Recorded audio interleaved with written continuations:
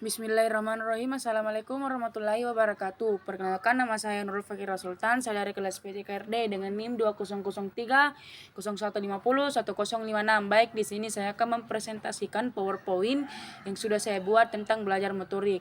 Yang pertama adalah kontrol gerakan motorik. Ada beberapa kontrol gerakan motorik. Dalam menimbulkan aktivitas gerakan motorik diperlukan koordinasi antara sistem saraf dan kontraksi otot.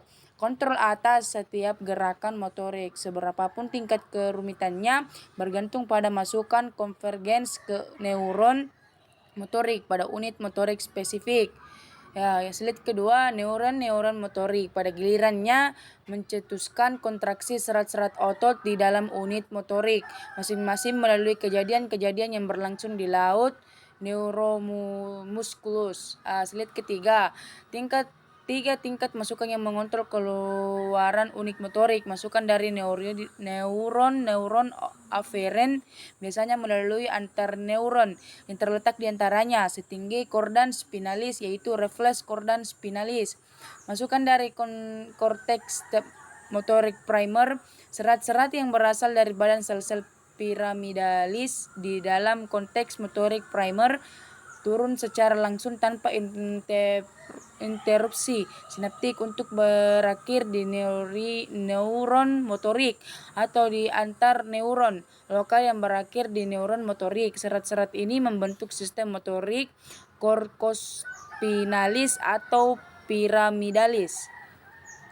Slide keempat, masukan dari sistem motorik multineuron atau ekstrapiramidalis. Jalur-jalur yang menyusun sistem ini mencakup sejumlah sinaps yang melibatkan banyak daerah di otak. Penghubung terakhir multineuron adalah batak otak, terutama formation reticularis yang pada gilirannya dipengaruhi oleh daerah-daerah motorik contrax sebelum dan nucleus basal. Selain itu, konteks motorik itu sendiri saling berkaitan dengan thalamus serta dengan daerah-daerah pramotorik dan motorik suplementer.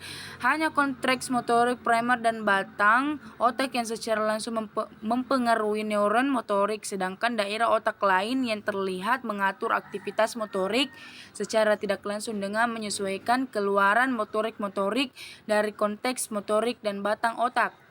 Slide kelima, sistem kortikospinalis terutama memperantai gerakan-gerakan volunteer yang halus dan berlainan pada tangan dan jari tangan, misalnya gerakan yang diperlukan untuk melakukan pekerjaan jahit-menjahit.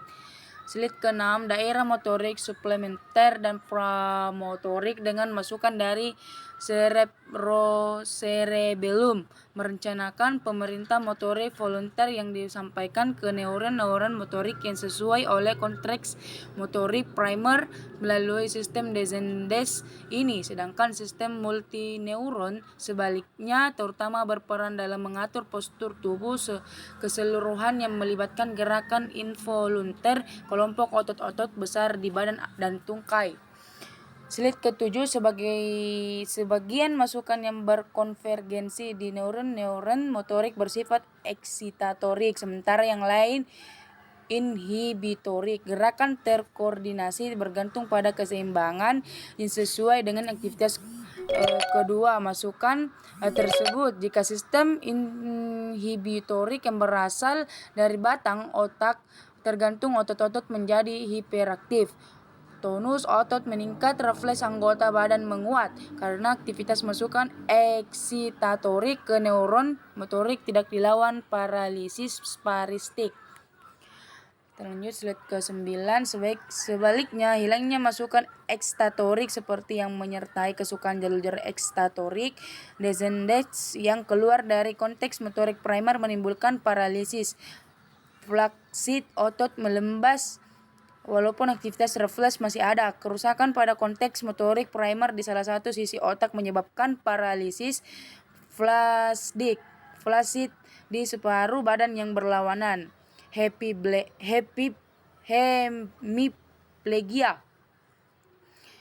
Slide ke-10, gangguan di semua jalur descendens seperti trauma berat pada korda spinalis disertai dengan paralisis flaksit di bawah tingkat kerusakan. Quadriplegia, paralisis keempat anggota badan jika kerusakan korda spinalis atas, dan paralegia, paralisis kedua tungkai jika kerusakan pada korda spinalis bagian bawah, kerusakan neuron-neuron motorik bagian badan, sel maupun serat-serat efrennya menyebabkan paralisis flaksit, dan tidak adanya respon refleks pada otot yang terkena.